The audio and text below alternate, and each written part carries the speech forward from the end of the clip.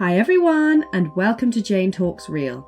It's Slayer Sunday, where I will be talking about and reviewing all the episodes of Buffy the Vampire Slayer in order. Today I'm looking at Season 2, Episode 14, Innocence. We begin the episode with Spike thinking they should get out of town, but Drusilla says they'll be fine because Angel isn't stupid enough to face down the judge again. Spike is annoyed that the judge is just sitting about, but Drusilla collapses with a vision of Angel. Buffy wakes up alone because Angel is outside in trouble, so this woman approaches him, played by Sophia Crawford, Sarah Michelle Gellar's stunt double. Angel says he's fine and then kills the shit into her, and into the credits we go. Buffy goes home, sneaking in, but makes the most noise on the stairs.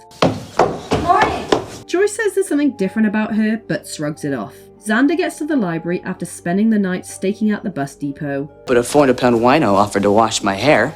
Only to be told that Buffy hasn't checked in. Giles theorizes that the judge may already be assembled, so Xander wants to storm the factory, but Cordelia, backed up by Giles, says they wouldn't stand a chance. Willow sides with Xander and they both leave to go to the factory, but Buffy walks in saying Angel is missing and the judge is up and running. Giles says that the stronger the judge gets, the more screwed they'll be, but I'm distracted by the clock behind him that says 1 PM. Did Buffy really wait till lunchtime to tell everyone she was okay? Drusilla is still laid out and Spike asks her about Angel, who saunters in spouting bullshit, and Spike tells him to look behind him. The judge touches Angel but nothing happens, and he says there's not enough humanity in him to burn him. Spike realizes what this means and Angel is like, yep, I don't have a dumb soul anymore, before the three have a great time. Angel asks for Spike to skip his plan to destroy the world for one night so he can kill Buffy, while Buffy is on the phone to Willow trying to work out where Angel is. Her, Giles and Xander speculate what happened, but don't worry, I'm sure it's no time to panic!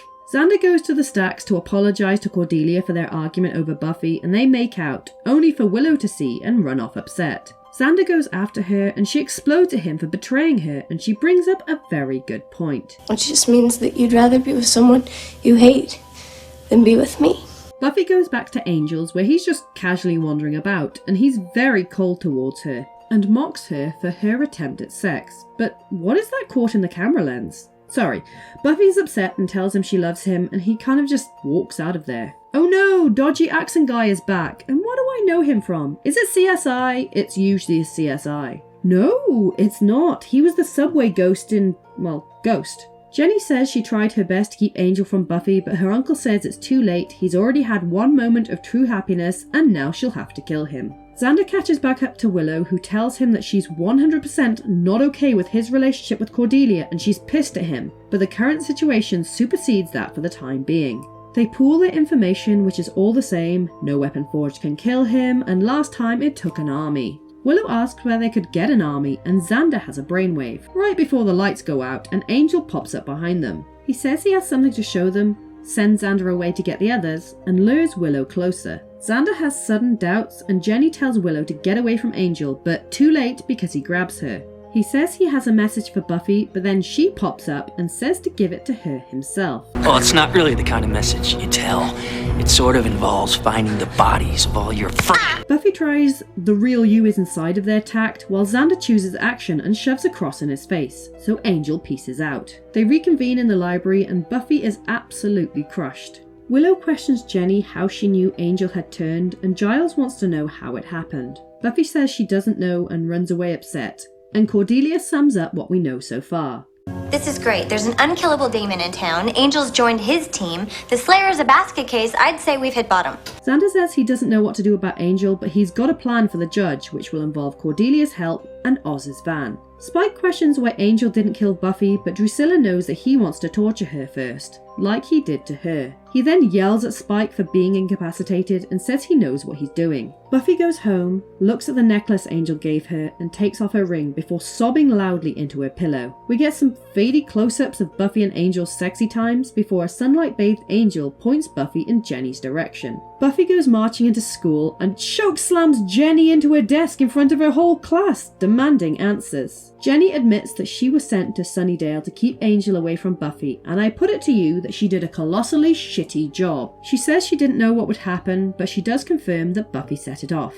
Giles doesn't understand, so Jenny has to spell it out for him. Buffy asks Jenny to curse Angel again, but she says she can't. Weird Uncle might be able to, but he's got an unwanted visitor. Oz drives to the army base where Xander and Cordelia break in and sneak around, only to be caught pretty much immediately. Xander explains that he just wants to show Cordelia around and asks the soldier to turn a blind eye, before pointing out what's wrong with his military training, and is let inside. Cordelia is puzzled by his knowledge, but Xander calls back to Halloween when he was turned into an army man and reveals that he still retained all the knowledge he gained from that experience.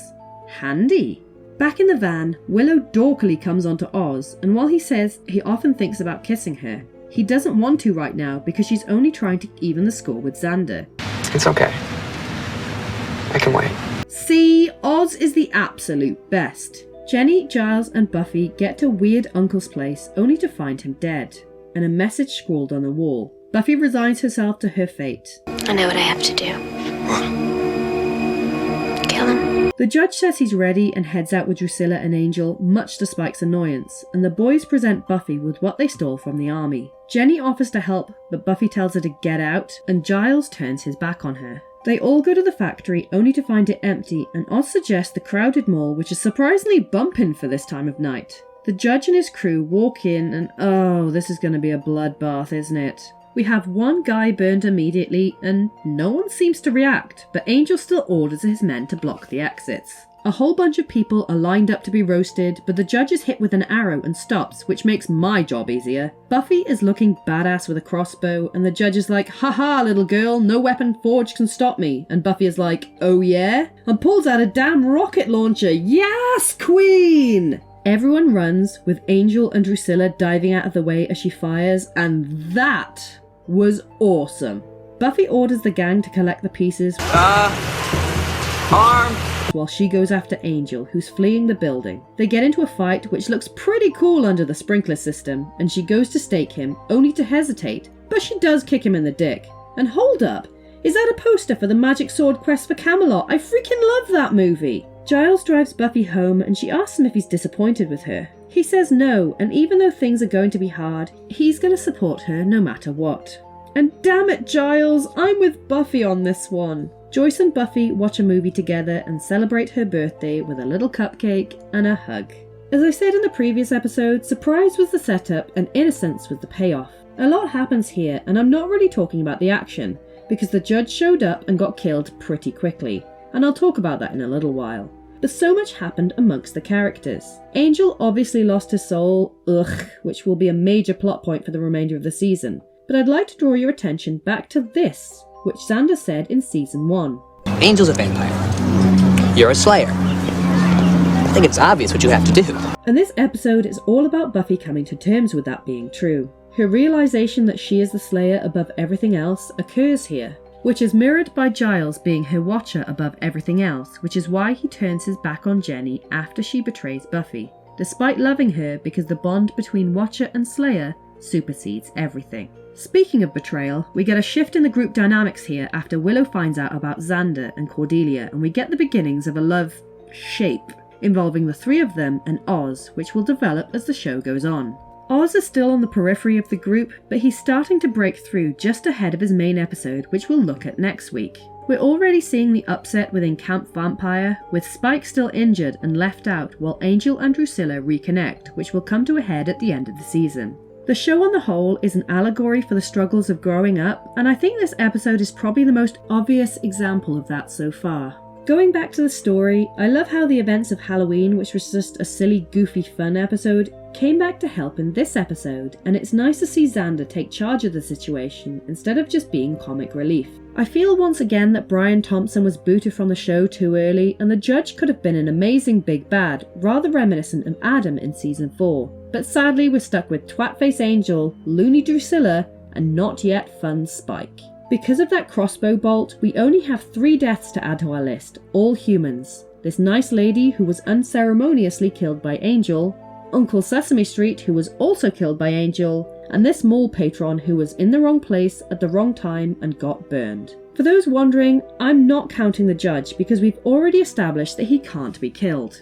And Buffy orders the parts separated, so as far as I'm concerned, he's disassembled again, just in a lot more pieces. So that brings our running total to 13 humans, 3 transformations, 26 vampires, 1 zombie, 1 mummy, 3 demons, and 1 monster.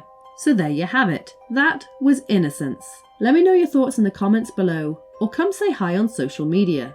If you enjoyed this video, then please hit that like button, it really does mean a lot. Or consider subscribing if you want more videos like this one.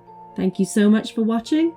I'll speak to you soon, and don't let the vampires bite.